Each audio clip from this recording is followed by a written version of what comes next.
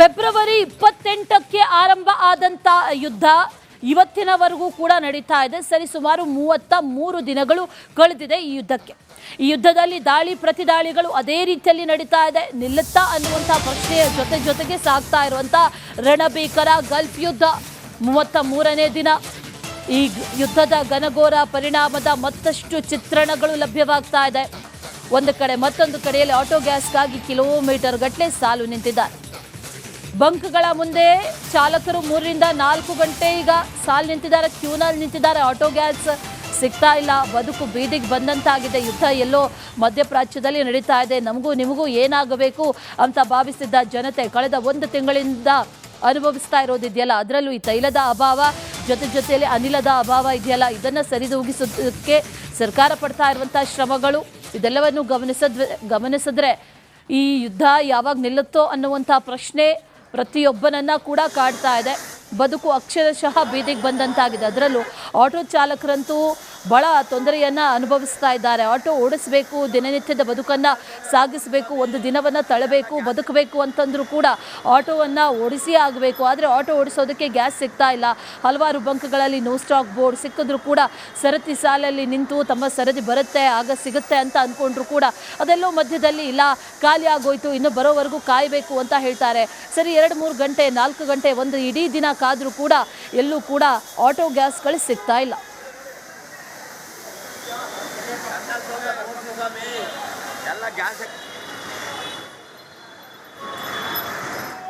ಮುಂಜಾನೆಯಿಂದ ಗ್ಯಾಸ್ಗಾಗಿ auto ಚಾಲಕರು Q ನಿಂತರೂ ಕೂಡ auto ಚಾಲಕರಿಗೆ ಗ್ಯಾಸ್ ಸಿಕ್ಕಿಲ್ಲ. ಸದ್ಯ ಗ್ಯಾಸ್ ಸ್ಟೇಷನ್ನಲ್ಲಿ ಈಗ ನೋ ಸ್ಟಾಕ್ ಅನ್ನುವಂತಹ ಬೋರ್ಡನ್ನು ಹಾಕಿರುವಂಥದ್ದು.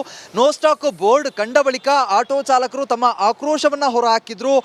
ರಸ್ತೆಗಳಲ್ಲಿ ತಮ್ಮ ಆಟೋಗಳನ್ನು ನಿಲ್ಲಿಸಿ ಪ್ರತಿಭಟನೆಯನ್ನು ನಡೆಸಿದ್ರು. ಅದಾದ ಬಳಿಕ ಈ ಒಂದು ಬಂಕ್ ಏನಿದೆ, ಬಂಕ್ ಮುಂಭಾಗದಲ್ಲಿ ಸಂಪೂರ್ಣವಾಗಿ ಹೈಡ್ರಾಮವೇ ಸೃಷ್ಟಿಯಾಗಿ ಹೋಗಿತ್ತು. ಸುಮಾರು 500ಕ್ಕೂ ಹೆಚ್ಚು ಆಟೋಗಳು ರಸ್ತೆಯ ಇಕ್ಕೆಲಗಳಲ್ಲಿ ನಿಂತಿತ್ತು. ಅದಾದ ಬಳಿಕ ಯಾವುದೇ ರೀತಿಯಾಗಿ ಮನವೊಲಿಸುವಂತಹ ಕೆಲಸವನ್ನು ಮಾಡಿದ್ರು ಕೂಡ, ಯಾವುದೇ ರೀತಿಯಾದಂತಹ ಕ್ರಮವನ್ನು ತೆಗೆದುಕೊಂಡ್ರು ಕೂಡ ನಾವು ಕದಲೋದಿಲ್ಲ ಅನ್ನುವಂಥ ಹೋರಾಟಕ್ಕೆ ಆಟೋ ಚಾಲಕರು ಮುಂದಾಗಿದ್ರು. ಆದರೆ ಸದ್ಯ ಇದೀಗ ಬಂಕ್ ಮಾಲೀಕರ ಜೊತೆ ಮಾತಾಡಿ ಅದಾದ ಬಳಿಕ ಪೊಲೀಸರು ಆಟೋ ಚಾಲಕರ ಮನವೊಲಿಸುವಂತಹ ಕೆಲಸವನ್ನು ಮಾಡಿದ ಬಳಿಕ ಆಟೋ ಚಾಲಕರು ಸ್ಥಳದಿಂದ ತೆರಳಿರುವಂಥದ್ದು. ಒಂದಿಷ್ಟು ಆಟೋ ಚಾಲಕರೇನಿದ್ದಾರೆ ಅವರಿಗೆ ಇನ್ನು ಗ್ಯಾಸ್ ಮನೆಗಳಿಗೆ ಹೋಗಲಿಕ್ಕೆ ಕೂಡ ತಲುಪಲಿಕ್ಕೆ ಗ್ಯಾಸ್ ಇಲ್ಲದ ಕಾರಣ ಗ್ಯಾಸ್ ಸಿಗುತ್ತೆ ಏನೋ ಅನ್ನುವಂತಹ ಆಸೆಯಲ್ಲಿ ನಿಂತಿರುವಂಥದ್ದು. ಯಾಕಂತ ಹೇಳಿದರೆ ಮನೆಗಳಿಗೆ ಹೋಗಲಿಕ್ಕೆ ಕೂಡ ಗ್ಯಾಸ್ ಇಲ್ಲದಂಥ ಪರಿಸ್ಥಿತಿ ಇದೀಗ ನಿರ್ಮಾಣ ಆಗಿದೆ. ಬಾಡಿಗೆ ಬಿಡಿ, ಮನೆಗಳಿಗೆ ತಲುಪಿದರೆ ಸಾಕು ಅನ್ನುವಂಥ ಸ್ಥಿತಿ ನಿರ್ಮಾಣ ಆಗಿದೆ. ಈ ನಿಟ್ಟಿನಲ್ಲಿ ಒಂದಿಷ್ಟು ಆಟೋಗಳು ಸದ್ಯ ರಸ್ತೆಯಲ್ಲೇ ನಿಂತಿದೆ ಅಂತ ಹೇಳಿದ್ರೆ ಬಂಕ್ನ ಮುಂಭಾಗದಲ್ಲಿ ನಿಂತಿರುವಂಥದ್ದು. ಇನ್ನು ತಾರಕಕ್ಕೆ ಏರಿದ್ದಂತಹ ಪ್ರತಿಭಟನೆ ಏನಿತ್ತು, ಯಾವಾಗ ಪೊಲೀಸರು ಸ್ಥಳಕ್ಕೆ ಬಂದು ಮಾಲೀಕರ ಜೊತೆ ಮಾತಾಡಿಸ್ತಾರೆ, ಅದಾದ ಬಳಿಕ ಬಂಕ್ನ ಪರಿಶೀಲನೆಯನ್ನು ಕೂಡ ನಡೆಸ್ತಾರೆ. ಗ್ಯಾಸ್ ಇದೆಯಾ ಇಲ್ವಾ ಅನ್ನುವಂತಹ ಒಂದು ಪರಿಶೀಲನೆ ನಡೆಯುತ್ತೆ. ಅದಾದ ಬಳಿಕ ಗ್ಯಾಸ್ ಇಲ್ಲ ಅನ್ನೋದು ಖಾತ್ರಿ ಆದ ಬಳಿಕ ತಮ್ಮ ಪ್ರತಿಭಟನೆಯನ್ನು ನಿಲ್ಲಿಸಿ ಆಟೋ ಚಾಲಕರು ಸದ್ಯ ಹೊರಟಿರುವಂಥದ್ದು. ಸದ್ಯ ಗ್ಯಾಸ್ ಬಂಕ್ ಮುಂಭಾಗದಲ್ಲಿ ಶುರುವಾಗಿದ್ದಂತಹ ಪ್ರತಿಭಟನೆ ಏನಿತ್ತು, ಡ್ರಾಮಾ ಏನಿತ್ತು, ಮತ್ತೆ ಆಕ್ರೋಶದ ಕರೆ ಏನಿತ್ತು, ಅವೆಲ್ಲವೂ ಕೂಡ ಸದ್ಯ ಇದೀಗ ಸ್ತಬ್ಧ ಆಗಿರುವಂಥದ್ದು. ಇದರಿಂದಾಗಿ ಆಟೋ ಚಾಲಕರು ಒಂದು ಕಡೆಯಲ್ಲಿ ಬೆಳಗಿನಿಂದ ನಿಂತು ಕೂಡ ಗ್ಯಾಸ್ ಸಿಗಲಿಲ್ಲ ಅನ್ನುವಂತಹ ನಿರಾಸೆಯಿಂದ ಮನೆಗಳತ್ತ ಮುಖ ಮಾಡ್ತಾ ಇದ್ರೆ, ಮತ್ತೊಂದು ಕಡೆಯಲ್ಲಿ ಒಂದಿಷ್ಟು ಆಟೋ ಚಾಲಕರು ಮಾತ್ರ ನಮಗೆ ಗ್ಯಾಸ್ ಸಿಗುತ್ತಾ ಸಿಗಲ್ವಾ ಅನ್ನುವಂತಹ ಆತಂಕದಲ್ಲೇ ಭಯದಲ್ಲೇ ಬಂಕ್ ಮುಂಭಾಗದಲ್ಲೇ ನಿಂತಿರುವಂಥದ್ದು. ಸಂಜೆ ವೇಳೆಗೆ ಏನಾದರೂ ನಮಗೆ ಗ್ಯಾಸ್ ಸಿಗಬಹುದಾ ಅನ್ನುವಂಥ ಆಸೆಯಲ್ಲೇ ಆಟೋ ಚಾಲಕರು ಕಾಯ್ತಾ ಇರುವಂಥದ್ದು. ಒಟ್ಟಿನಲ್ಲಿ ಮುಂಜಾನೆಯಿಂದ ಬಂದು 4 ಗಂಟೆ 5 ಗಂಟೆಗಳ ಕಾಲ ಆಟೋ ಚಾಲಕರು ರಸ್ತೆಯಲ್ಲೇ ನಿಂತರೂ ಕೂಡ ಗ್ಯಾಸ್ ಸಿಗದೇ ಇರುವಂಥದ್ದು ಆಟೋ ಚಾಲಕರ ಆಕ್ರೋಶ ಮತ್ತು ನೋವಿಗೆ ಕಾರಣ ಆಗ್ತಾ ಇದ್ರೆ, ಮತ್ತೊಂದು ಕಡೆಯಲ್ಲಿ ಪೊಲೀಸರು ಯಶಸ್ವಿಯಾಗಿ ಈ ಒಂದು ಪ್ರತಿಭಟನೆಯನ್ನು ನಿಲ್ಲಿಸಲಿಕ್ಕೆ ಮುಂದಾಗಿರುವಂಥದ್ದು, ಅದರಲ್ಲಿ ಯಶಸ್ಸನ್ನು ಕೂಡ ಪಡೆದಿರುವಂಥದ್ದು. ಆಟೋ ಚಾಲಕರ ಮನಸ್ಸನ್ನು ಓಲೈಸಿ ಅವರ ಮನವೊಲಿಸುವಂಥ ಕೆಲಸದಲ್ಲಿ ಪೊಲೀಸರು ಯಶಸ್ವಿಯಾಗಿರುವಂಥದ್ದು. ಒಂದು ಕಡೆಯಲ್ಲಿ ಪೊಲೀಸರು ಸಂಪೂರ್ಣವಾಗಿ ಒಂದು ಆಕ್ರೋಶ ಭರಿತಂಥ ಸಂದರ್ಭದಲ್ಲಿ ಚಾಲಕರನ್ನು ತಡೆಯುವಂಥ ಕೆಲಸವನ್ನು ಮಾಡಿದರು. ಅದಾದ ಬಳಿಕ ಇದೀಗ ಚಾಲಕರು ಮಾಲೀಕರ ಮಾತಿಗೆ ಒಪ್ಪಿಕೊಂಡು ಈ ಒಂದು ಪ್ರತಿಭಟನೆಯನ್ನು ಕೈಬಿಟ್ಟಿರುವಂಥದ್ದು. ಕ್ಯಾಮ್ರಾ ಪರ್ಸನ್ ಶಿವ ಜೊತೆಗೆ ರಿಪಬ್ಲಿಕ್ ಕನ್ನಡ, ಬೆಂಗಳೂರು. ಫೆಬ್ರವರಿ 28ಕ್ಕೆ ಆರಂಭ ಆದಂತ ಯುದ್ಧ ಇವತ್ತಿನವರೆಗೂ ಕೂಡ ನಡೀತಾ ಇದೆ. ಸರಿಸುಮಾರು 33 ದಿನಗಳು ಕಳೆದಿದೆ ಈ ಯುದ್ಧಕ್ಕೆ. ಈ ಯುದ್ಧದಲ್ಲಿ ದಾಳಿ ಪ್ರತಿದಾಳಿಗಳು ಅದೇ ರೀತಿಯಲ್ಲಿ ನಡೀತಾ ಇದೆ. ನಿಲ್ಲುತ್ತಾ ಅನ್ನುವಂಥ ಪ್ರಶ್ನೆಯ ಜೊತೆಗೆ ಸಾಗ್ತಾ ಇರುವಂಥ ರಣಭೀಕರ ಗಲ್ಫ್ ಯುದ್ಧ 33ನೇ ದಿನ. ಈ ಯುದ್ಧದ ಘನಘೋರ ಪರಿಣಾಮದ ಮತ್ತಷ್ಟು ಚಿತ್ರಣಗಳು ಲಭ್ಯವಾಗ್ತಾ ಇದೆ. ಒಂದು ಕಡೆ ಮತ್ತೊಂದು ಕಡೆಯಲ್ಲಿ ಆಟೋ ಗ್ಯಾಸ್ಗಾಗಿ ಕಿಲೋಮೀಟರ್ ಗಟ್ಟಲೆ ಸಾಲು ನಿಂತಿದ್ದಾರೆ. ಬಂಕ್ಗಳ ಮುಂದೆ ಚಾಲಕರು 3 ರಿಂದ 4 ಗಂಟೆ ಈಗ ಸಾಲು ನಿಂತಿದ್ದಾರೆ, ಕ್ಯೂನಲ್ಲಿ ನಿಂತಿದ್ದಾರೆ. ಆಟೋ ಗ್ಯಾಸ್ ಸಿಗ್ತಾ ಇಲ್ಲ, ಬದುಕು ಬೀದಿಗೆ ಬಂದಂತಾಗಿದೆ. ಯುದ್ಧ ಎಲ್ಲೋ ಮಧ್ಯಪ್ರಾಚ್ಯದಲ್ಲಿ ನಡೀತಾ ಇದೆ, ನಮಗೂ ನಿಮಗೂ ಏನಾಗಬೇಕು ಅಂತ ಭಾವಿಸಿದ್ದ ಜನತೆ ಕಳೆದ 1 ತಿಂಗಳಿಂದ ಅನುಭವಿಸ್ತಾ ಇರೋದಿದೆಯಲ್ಲ, ಅದರಲ್ಲೂ ಈ ತೈಲದ ಅಭಾವ ಜೊತೆಯಲ್ಲಿ ಅನಿಲದ ಅಭಾವ ಇದೆಯಲ್ಲ, ಇದನ್ನು ಸರಿದೂಗಿಸೋದಕ್ಕೆ ಸರ್ಕಾರ ಪಡ್ತಾ ಇರುವಂಥ ಶ್ರಮಗಳು ಇದೆಲ್ಲವನ್ನು ಗಮನಿಸಿದ್ರೆ ಈ ಯುದ್ಧ ಯಾವಾಗ ನಿಲ್ಲುತ್ತೋ ಅನ್ನುವಂಥ ಪ್ರಶ್ನೆ ಪ್ರತಿಯೊಬ್ಬನನ್ನ ಕೂಡ ಕಾಡ್ತಾ ಇದೆ. ಬದುಕು ಅಕ್ಷರಶಃ ಬೀದಿಗೆ ಬಂದಂತಾಗಿದೆ. ಅದರಲ್ಲೂ ಆಟೋ ಚಾಲಕರಂತೂ ಬಹಳ ತೊಂದರೆಯನ್ನು ಅನುಭವಿಸ್ತಾ ಇದ್ದಾರೆ. ಆಟೋ ಓಡಿಸಬೇಕು, ದಿನನಿತ್ಯದ ಬದುಕನ್ನು ಸಾಗಿಸಬೇಕು, ಒಂದು ದಿನವನ್ನು ತಳ್ಳಬೇಕು, ಬದುಕಬೇಕು ಅಂತಂದ್ರೂ ಕೂಡ ಆಟೋವನ್ನು ಓಡಿಸಿ ಆಗಬೇಕು. ಆದರೆ ಆಟೋ ಓಡಿಸೋದಕ್ಕೆ ಗ್ಯಾಸ್ ಸಿಗ್ತಾ ಇಲ್ಲ. ಹಲವಾರು ಬಂಕ್ಗಳಲ್ಲಿ ನೋ ಸ್ಟಾಕ್ ಬೋರ್ಡ್ ಸಿಕ್ಕಿದ್ರೂ ಕೂಡ ಸರತಿ ಸಾಲಲ್ಲಿ ನಿಂತು ತಮ್ಮ ಸರದಿ ಬರುತ್ತೆ ಆಗ ಸಿಗುತ್ತೆ ಅಂತ ಅಂದ್ಕೊಂಡ್ರು ಕೂಡ ಅದೆಲ್ಲೋ ಮಧ್ಯದಲ್ಲಿ ಇಲ್ಲ, ಖಾಲಿ ಆಗೋಯ್ತು, ಇನ್ನು ಬರೋವರೆಗೂ ಕಾಯಬೇಕು ಅಂತ ಹೇಳ್ತಾರೆ. ಸರಿ 2-3 ಗಂಟೆ 4 ಗಂಟೆ ಒಂದು ಇಡೀ ದಿನ ಕಾದ್ರೂ ಕೂಡ ಎಲ್ಲೂ ಕೂಡ ಆಟೋ ಗ್ಯಾಸ್ಗಳು ಸಿಗ್ತಾ ಇಲ್ಲ.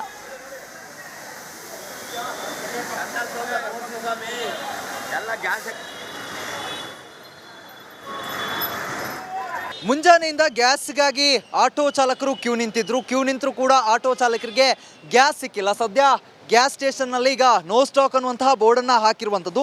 ನೋ ಸ್ಟಾಕ್ ಬೋರ್ಡ್ ಕಂಡ ಬಳಿಕ ಆಟೋ ಚಾಲಕರು ತಮ್ಮ ಆಕ್ರೋಶವನ್ನು ಹೊರಹಾಕಿದ್ರು. ರಸ್ತೆಗಳಲ್ಲಿ ತಮ್ಮ ಆಟೋಗಳನ್ನು ನಿಲ್ಲಿಸಿ ಪ್ರತಿಭಟನೆಯನ್ನು ನಡೆಸಿದ್ರು. ಅದಾದ ಬಳಿಕ ಈ ಒಂದು ಬಂಕ್ ಏನಿದೆ, ಬಂಕ್ ಮುಂಭಾಗದಲ್ಲಿ ಸಂಪೂರ್ಣವಾಗಿ ಹೈಡ್ರಾಮವೇ ಸೃಷ್ಟಿಯಾಗಿ ಹೋಗಿತ್ತು. ಸುಮಾರು 500ಕ್ಕೂ ಹೆಚ್ಚು ಆಟೋಗಳು ರಸ್ತೆಯ ಇಕ್ಕೆಲಗಳಲ್ಲಿ ನಿಂತಿತ್ತು. ಅದಾದ ಬಳಿಕ ಯಾವುದೇ ರೀತಿಯಾಗಿ ಮನವೊಲಿಸುವಂತಹ ಕೆಲಸವನ್ನು ಮಾಡಿದ್ರು ಕೂಡ, ಯಾವುದೇ ರೀತಿಯಾದಂತಹ ಕ್ರಮವನ್ನು ತೆಗೆದುಕೊಂಡ್ರು ಕೂಡ ನಾವು ಕದಲೋದಿಲ್ಲ ಅನ್ನುವಂಥ ಹೋರಾಟಕ್ಕೆ ಆಟೋ ಚಾಲಕರು ಮುಂದಾಗಿದ್ರು. ಆದರೆ ಸದ್ಯ ಇದೀಗ ಬಂಕ್ ಮಾಲೀಕರ ಜೊತೆ ಮಾತಾಡಿ ಅದಾದ ಬಳಿಕ ಪೊಲೀಸರು ಆಟೋ ಚಾಲಕರ ಮನವೊಲಿಸುವಂತಹ ಕೆಲಸವನ್ನು ಮಾಡಿದ ಬಳಿಕ ಆಟೋ ಚಾಲಕರು ಸ್ಥಳದಿಂದ ತೆರಳಿರುವಂಥದ್ದು. ಒಂದಿಷ್ಟು ಆಟೋ ಚಾಲಕರು ಏನಿದ್ದಾರೆ ಅವರಿಗೆ ಇನ್ನು ಗ್ಯಾಸ್ ಮನೆಗಳಿಗೆ ಹೋಗಲಿಕ್ಕೆ ಕೂಡ ತಲುಪಲಿಕ್ಕೆ ಗ್ಯಾಸ್ ಇಲ್ಲದ ಕಾರಣ ಗ್ಯಾಸ್ ಸಿಗುತ್ತೆ ಏನೋ ಅನ್ನುವಂತಹ ಆಸೆಯಲ್ಲಿ ನಿಂತಿರುವಂಥದ್ದು. ಯಾಕಂತ ಹೇಳಿದರೆ ಮನೆಗಳಿಗೆ ಹೋಗಲಿಕ್ಕೆ ಕೂಡ ಗ್ಯಾಸ್ ಇಲ್ಲದಂಥ ಪರಿಸ್ಥಿತಿ ಇದೀಗ ನಿರ್ಮಾಣ ಆಗಿದೆ. ಬಾಡಿಗೆ ಬಿಡಿ, ಮನೆಗಳಿಗೆ ತಲುಪಿದರೆ ಸಾಕು ಅನ್ನುವಂಥ ಸ್ಥಿತಿ ನಿರ್ಮಾಣ ಆಗಿದೆ. ಈ ನಿಟ್ಟಿನಲ್ಲಿ ಒಂದಿಷ್ಟು ಆಟೋಗಳು ಸದ್ಯ ರಸ್ತೆಯಲ್ಲೇ ನಿಂತಿದೆ ಅಂತ ಹೇಳಿದ್ರೆ ಬಂಕ್ನ ಮುಂಭಾಗದಲ್ಲಿ ನಿಂತಿರುವಂಥದ್ದು. ಇನ್ನು ತಾರಕಕ್ಕೆ ಏರಿದ್ದಂತಹ ಪ್ರತಿಭಟನೆ ಏನಿತ್ತು, ಯಾವಾಗ ಪೊಲೀಸರು ಸ್ಥಳಕ್ಕೆ ಬಂದು ಮಾಲೀಕರ ಜೊತೆ ಮಾತಾಡಿಸ್ತಾರೆ, ಅದಾದ ಬಳಿಕ ಬಂಕ್ನ ಪರಿಶೀಲನೆಯನ್ನು ಕೂಡ ನಡೆಸ್ತಾರೆ. ಗ್ಯಾಸ್ ಇದೆಯಾ ಇಲ್ವಾ ಅನ್ನುವಂತಹ ಒಂದು ಪರಿಶೀಲನೆ ನಡೆಯುತ್ತೆ. ಅದಾದ ಬಳಿಕ ಗ್ಯಾಸ್ ಇಲ್ಲ ಅನ್ನೋದು ಖಾತ್ರಿ ಆದ ಬಳಿಕ ತಮ್ಮ ಪ್ರತಿಭಟನೆಯನ್ನು ನಿಲ್ಲಿಸಿ ಆಟೋ ಚಾಲಕರು ಸದ್ಯ ಹೊರಟಿರುವಂಥದ್ದು. ಸದ್ಯ ಗ್ಯಾಸ್ ಬಂಕ್ ಮುಂಭಾಗದಲ್ಲಿ ಶುರುವಾಗಿದ್ದಂತಹ ಪ್ರತಿಭಟನೆ ಏನಿತ್ತು, ಡ್ರಾಮಾ ಏನಿತ್ತು, ಮತ್ತೆ ಆಕ್ರೋಶದ ಕರೆ ಏನಿತ್ತು, ಅವೆಲ್ಲವೂ ಕೂಡ ಸದ್ಯ ಇದೀಗ ಸ್ತಬ್ಧ ಆಗಿರುವಂಥದ್ದು. ಇದರಿಂದಾಗಿ ಆಟೋ ಚಾಲಕರು ಒಂದು ಕಡೆಯಲ್ಲಿ ಬೆಳಗಿನಿಂದ ನಿಂತು ಕೂಡ ಗ್ಯಾಸ್ ಸಿಗಲಿಲ್ಲ ಅನ್ನುವಂತಹ ನಿರಾಸೆಯಿಂದ ಮನೆಗಳತ್ತ ಮುಖ ಮಾಡ್ತಾ ಇದ್ರೆ, ಮತ್ತೊಂದು ಕಡೆಯಲ್ಲಿ ಒಂದಿಷ್ಟು ಆಟೋ ಚಾಲಕರು ಮಾತ್ರ ನಮಗೆ ಗ್ಯಾಸ್ ಸಿಗುತ್ತಾ ಸಿಗಲ್ವಾ ಅನ್ನುವಂತಹ ಆತಂಕದಲ್ಲೇ ಭಯದಲ್ಲೇ ಬಂಕ್ ಮುಂಭಾಗದಲ್ಲೇ ನಿಂತಿರುವಂಥದ್ದು. ಸಂಜೆ ವೇಳೆಗೆ ಏನಾದರೂ ನಮಗೆ ಗ್ಯಾಸ್ ಸಿಗಬಹುದಾ ಅನ್ನುವಂಥ ಆಸೆಯಲ್ಲೇ ಆಟೋ ಚಾಲಕರು ಕಾಯ್ತಾ ಇರುವಂಥದ್ದು. ಒಟ್ಟಿನಲ್ಲಿ ಮುಂಜಾನೆಯಿಂದ ಬಂದು 4 ಗಂಟೆ 5 ಗಂಟೆಗಳ ಕಾಲ ಆಟೋ ಚಾಲಕರು ರಸ್ತೆಯಲ್ಲೇ ನಿಂತರೂ ಕೂಡ ಗ್ಯಾಸ್ ಸಿಗದೇ ಇರುವಂಥದ್ದು ಆಟೋ ಚಾಲಕರ ಆಕ್ರೋಶ ಮತ್ತು ನೋವಿಗೆ ಕಾರಣ ಆಗ್ತಾ ಇದ್ರೆ, ಮತ್ತೊಂದು ಕಡೆಯಲ್ಲಿ ಪೊಲೀಸರು ಯಶಸ್ವಿಯಾಗಿ ಈ ಒಂದು ಪ್ರತಿಭಟನೆಯನ್ನು ನಿಲ್ಲಿಸಲಿಕ್ಕೆ ಮುಂದಾಗಿರುವಂಥದ್ದು, ಅದರಲ್ಲಿ ಯಶಸ್ಸನ್ನು ಕೂಡ ಪಡೆದಿರುವಂಥದ್ದು. ಆಟೋ ಚಾಲಕರ ಮನಸ್ಸನ್ನು ಓಲೈಸಿ ಅವರ ಮನವೊಲಿಸುವಂಥ ಕೆಲಸದಲ್ಲಿ ಪೊಲೀಸರು ಯಶಸ್ವಿಯಾಗಿರುವಂಥದ್ದು. ಒಂದು ಕಡೆಯಲ್ಲಿ ಪೊಲೀಸರು ಸಂಪೂರ್ಣವಾಗಿ ಒಂದು ಆಕ್ರೋಶ ಭರಿತಂಥ ಸಂದರ್ಭದಲ್ಲಿ ಚಾಲಕರನ್ನು ತಡೆಯುವಂಥ ಕೆಲಸವನ್ನು ಮಾಡಿದರು. ಅದಾದ ಬಳಿಕ ಇದೀಗ ಚಾಲಕರು ಮಾಲೀಕರ ಮಾತಿಗೆ ಒಪ್ಪಿಕೊಂಡು ಈ ಒಂದು ಪ್ರತಿಭಟನೆಯನ್ನು ಕೈಬಿಟ್ಟಿರುವಂಥದ್ದು. ಕ್ಯಾಮ್ರಾ ಪರ್ಸನ್ ಶಿವು ಜೊತೆಗೆ ಚರಣ್, ರಿಪಬ್ಲಿಕ್ ಕನ್ನಡ, ಬೆಂಗಳೂರು.